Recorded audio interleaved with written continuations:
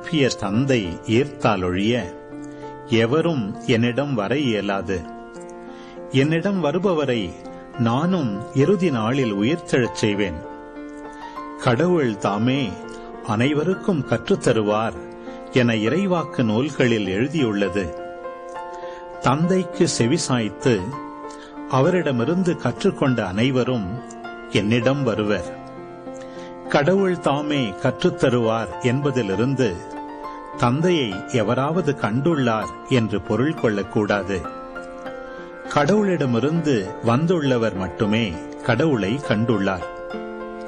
உறுதியாக உங்களுக்கு சொல்கிறேன், என்னை நம்புவோர் நிலை வாழ்வை கொண்டுள்ளனர்.